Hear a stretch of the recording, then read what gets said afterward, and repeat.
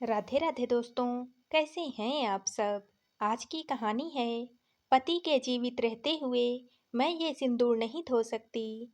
समधिन की बात सुनकर दिवाकर सकते में आ गए। नागिन की तरह फुफकार कर निर्मला बोली, आप लोग मेरी बेटी को तरह तरह से तंग करते हैं। मैंने अपनी बेटी का ब्याह किया है, उसे आपके हाथों बेचा नहीं है। मेरी बेटी अब आपके घर नहीं जाएगी। दिवाकर ने पिछले साल ही अपने बड़े बेटे मुकुल की शादी पटना से सटे इस कस्बे के निवासी गुलाब चंद की बड़ी बेटी रूपा से की थी। लड़की देखने आए तो गुलाब चंद और निर्मला के व्यवहार से इतना प्रभावित हुए थे कि आनन फानन में ही रिश्ते के लिए हाँ कर दी थी। रूपा भी साधारण तौर पर नापसंद करने के लायक नहीं थी। उसका साफ रंग, छरछरा शरीर, नैन नक्श भी ठीक ही थे। उस समय वह बीए की परीक्षा की तैयारी कर रही थी। दिवाकर को भी पढ़ी लिखी लड़की की ही तलाश थी। सो रूपा हर तरह से उन लोगों को जच गई। मुकुल को भी पसंद आ गई।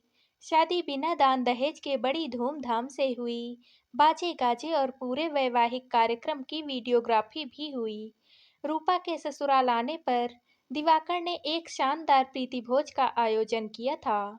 दिवाकर को इस रिश्ते के लिए सबसे अधिक लड़की की मां के व्यवहार और उन्मुखता ने प्रभावित किया था। कस्बे के माहौल में ऐसी गृहिणियां भी हो सकती हैं, दिवाकर की कल्पना में भी नहीं था। गुलाब चंद दब्बू किस्म के मर्द लोग, पर ऐसा ही होता है। दब्बू किस्म के मर्दों की पत्नियां मुखर होती हैं, लेकिन दिवाकर को निर्मला से इस तरह से बातचीत या ऐसे तेवर की उम्मीद भी नहीं थी। पिछले 2 महीने से नाराज होकर आने के बाद रूपा मायके में ही थी। दिवाकर ने सोचा था कि पटना का अपना काम निपटाने के बाद समधी से मिलकर रूपा की विदाई के बारे में बात कर लेंगे। सीधे लौट जाने पर गुलाब चंद और निर्मला को बुरा लगने वाली बात होती। लेकिन समधिन जी के तीखे स्वर और तीखी बातों ने दिवाकर को तो बेचैन ही कर दिया। असहजता महसूस करते हुए वह बोले, क्या कह रही हैं आप समधिन जी। मैं ठीक ही तो कह रही हूँ दिवाकर जी। निर्मला बोली, आपने मेरी बेटी को ले जाकर पिंजरे में बंद कर दिया है। ऊपर से कई तरह की पाबंदियां भी लगा दी हैं कि यह मत करो, वैसा मत पहनो, ऐसे मत खाओ, उधर मत जाओ। वह क्या कोई जानवर है जो गाय समझकर गौशाला में खूंटे से बांध दी गई है। इस पर हमें ही दोषी ठहराते हैं कि बच्चों पर हमारा कंट्रोल ही नहीं है। शादी के बाद ससुराल आई। रूपा की चाल ढाल और व्यवहार से दिवाकर संतुष्ट नहीं थे। रूपा घर के अदब व कायदों को मानने को राजी नहीं थी। वह उसे बंदिश लगते थे। दिवाकर रूढ़िवादी नहीं थे, परंतु अमर्यादित आजादी और खुलापन उन्हें पसंद भी नहीं था। मुकुल की माँ की सोच बहू के बारे में पारंपरिक थी। बहू सुशील और मृदुभाषी हो, घर गृहस्थी का काम जाने, बड़ों का सम्मान करे, हमेशा हंसती और मुस्कुराती रहे और अपने व्यवहार से घर में खुशियां बिखेरे। रूपा उनकी बहू की उस तस्वीर से बिल्कुल ही अलग थी। वह देर रात तक टीवी पर सिनेमा व धारावाहिक देखा करती, देर से सोकर उठती, उठने के बाद उसे बेड टी चाहिए थी।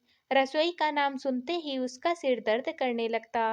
वह सिर्फ मुकुल को ही अपना समझती थी। घर के बाकी किसी सदस्य से उसे तो कोई मतलब ही नहीं था। दिवाकर ने रूपा को बेटी की तरह मानते हुए हर तरह से उसे समझाने की कोशिश भी की कि बेटी, यह तुम्हारा घर है, तुम इस घर की बड़ी बहू हो, घर की जिम्मेदारियों को समझो। लेकिन रूपा में जरा भी परिवर्तन नहीं हुआ। दिवाकर को लगा कि उन्होंने निर्मला की बाहरी चमक से प्रभावित होकर भारी भूल की है। भीतर झांक कर तह तक जाने का प्रयास ही नहीं किया। फिर भी दिवाकर को विश्वास था कि रूपा समय के साथ धीरे धीरे इन बातों और अपनी जिम्मेदारियों को समझने लगेगी। आखिर अभी वह बच्ची ही तो थी। उससे इतनी जल्दी प्रौढ़ता की उम्मीद करना भूल होगी। फिर जिस घर में उन्मुक्तता का वातावरण हो और जहां माता पिता ने अपनी संतानों को जिम्मेदारियों का कोई पाठ ना पढ़ाया हो, वहां ऐसी बातें होना बहुत स्वाभाविक है। इसमें दोष रूपा का नहीं है, बल्कि उसके माता पिता का ही है। दिवाकर ने गुलाबचंद से कहा, भाई साहब, मैं पटना अपने किसी काम से आया था, तो आप लोगों से मिलने भी चला आया। रूपा को आए हुए 2 महीने हो गए हैं। आप कब उसे विदा करेंगे? यह क्या बोलेंगे? निर्मला तमतमाए हुए स्वर में बोली, मैं कह चुकी हूँ कि मेरी बेटी अब उस घर में कभी भी नहीं जाएगी। आप एक बात भूल रही हैं समधिन जी। दिवाकर कुर्सी छोड़कर खड़े हो गए और उन्हें समझाते हुए बोले, रूपा अब हमारे घर की बहू है, उस पर आपका नहीं हमारा हक बनता है। आप अपने अहम को बेटी के भविष्य से जोड़कर अच्छा नहीं कर रही हैं। ठंडे दिमाग से जरा सोच कर देखिएगा। मैं तो अभी जा रहा हूँ, लेकिन अब मैं या मुकुल रूपा को विदा कराने नहीं आएंगे।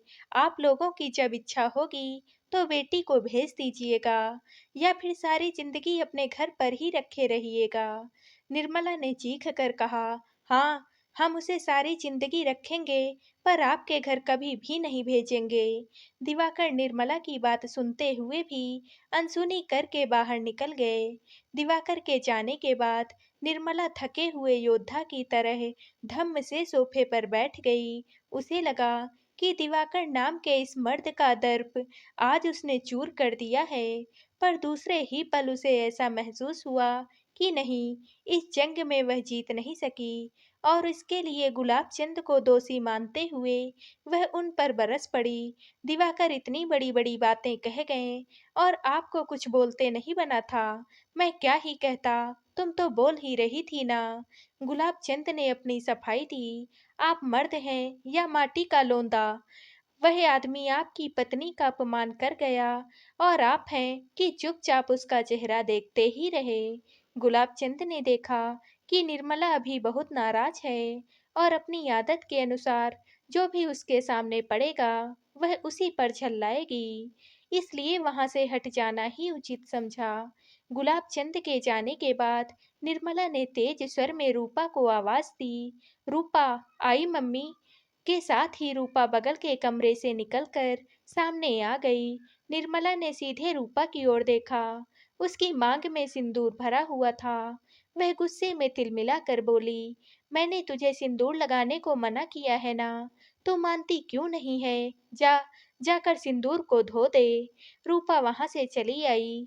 रूपा पसोपेश में थी, क्या करे क्या ना करे। इस बार सास और पति से झगड़कर वह तो गुस्से में चली आई थी।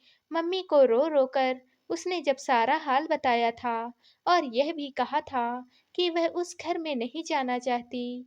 मम्मी ने भी कहा था वह उस घर में नहीं जाएगी, और उन्होंने सिंदूर लगाने को भी मना किया था। रूपा ने तब तो मम्मी के कहने पर सिंदूर को पोंछ भी दिया था, पर बालों में कंघा करते वक्त अनायास ही उसके हाथ से सिंदूर की डिबिया और मांग तक पहुंच जाते। रूपा अभी ऊहापोह में ही थी कि उसे अपनी छोटी बहन गुड़िया की आवाज सुनाई पड़ी। क्या चिंता कर रही हो दीदी? मम्मी ने कहा है कि मांग का सिंदूर धो दो, तो धो डालो ना, तुम भी तो यही चाहती हो। गुड़िया रूपा की तरह उन्मुक्त और लापरवाह नहीं, बल्कि गंभीर प्रवृत्ति की थी। 12वीं कक्षा में वह पढ़ती थी। पापा से बहुत कम ही बातें करती थी। हाँ, वह अपने छोटे भाइयों से बहुत स्नेह रखती थी। रूपा ने कहा, मैं तय नहीं कर पा रही हूँ गुड़िया कि इस समय मुझे क्या करना चाहिए। क्यों? गुड़िया ने करीब आकर कहा, तुम्हारा तो उस घर में दम घुटता है ना। उस घर के सभी लोग तुम पर तो अत्याचार करते हैं, तुम पर तरह तरह की बंदिशें लगाते हैं। वह घर है या जेल खाना? बचपन से मम्मी से आज़ादी का पाठ पढ़ा है तुमने, फिर तुम उस जेल खाने में कैसे रह सकती हो? जेल खाना तो सचमुच ही है, परंतु परंतु क्या दीदी? गुड़िया ने रूपा की बात को बीच में ही काटते हुए कहा, यही मौका है, बंधन तोड़कर बाहर निकल आओ और आजाद पंछी की तरह घूमो। आखिर इस सिंदूर में रखा ही क्या है? तुम ठीक ही कह रही हो गुड़िया। रूपा को लगा गुड़िया उसका समर्थन कर रही है, पर अगले ही पल गुड़िया का जवाब सुनकर वह चकरा गई। मेरी बात मानोगी दीदी? तुम अभी ही ससुराल वापस चली जाओ, वही तुम्हारा घर है। हम बेटियों के लिए माँ बाप का घर शादी के पहले तक ही होता है। शादी के बाद ससुराल ही हमारा अपना घर होता है। तुम अपने आस-पास देखो, कहीं दिखाई पड़ता है ऐसा कि शादी के बाद बेटी पिता के घर पर रह रही है?